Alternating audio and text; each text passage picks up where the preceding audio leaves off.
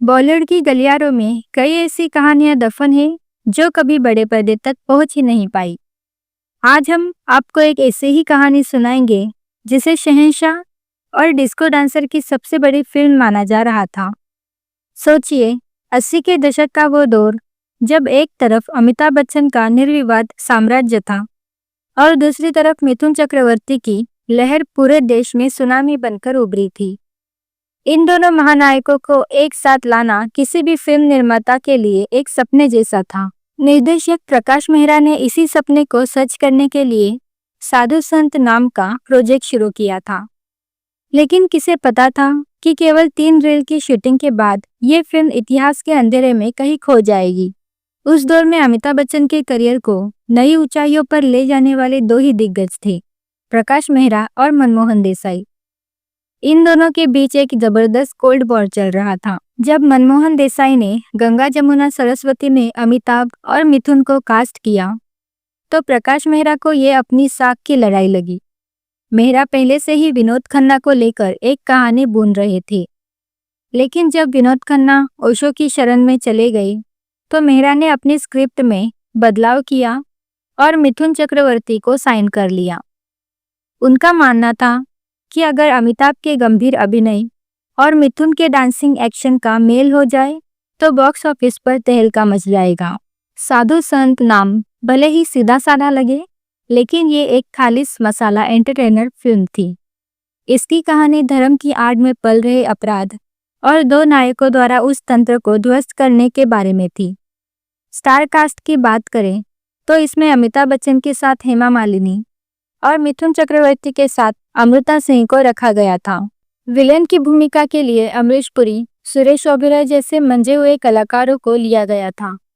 प्रकाश मेहरा इस फिल्म को उस समय के ट्रेंड के हिसाब से बहुत आधुनिक बनाना चाहते थे, इसीलिए उन्होंने इसका निर्देशन एन चंद्रा को सौंपने का विचार किया, जिन्होंने बाद में तेजब जैसी कल्ट फिल्म दी थी। फिल्म की शूटिंग तो शुरू हुई, लेकिन साथ ही शुरू हुआ ईगो का टकराव। 1987 के आसपास मिथुन चक्रवर्ती का करियर अपने चरम पर था। वो हर साल दर्जनों फिल्म हिट देते थे।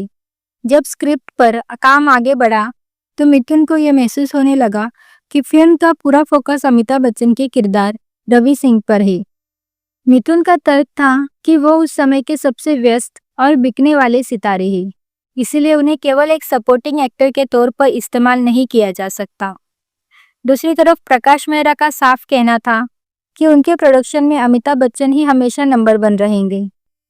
इस खींचातान की वजह से फिल्म की शूटिंग बार बार टलने लगी और सेट पर तनाव बढ़ गया। विवाद सिर्फ कलाकारों तक सीमित नहीं था।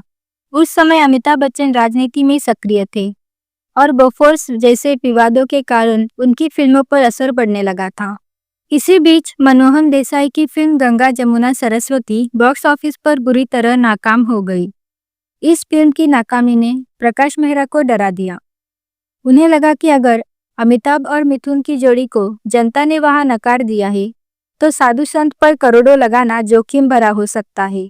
मिथुन और अमिताभ के बीच भले ही निजी तौर पर हमेशा सम्मान रहा हो, लेकिन उस दौर की फिल्म राजनीति ने दर्शकों से एक क्लासिक फिल्म छीन ली।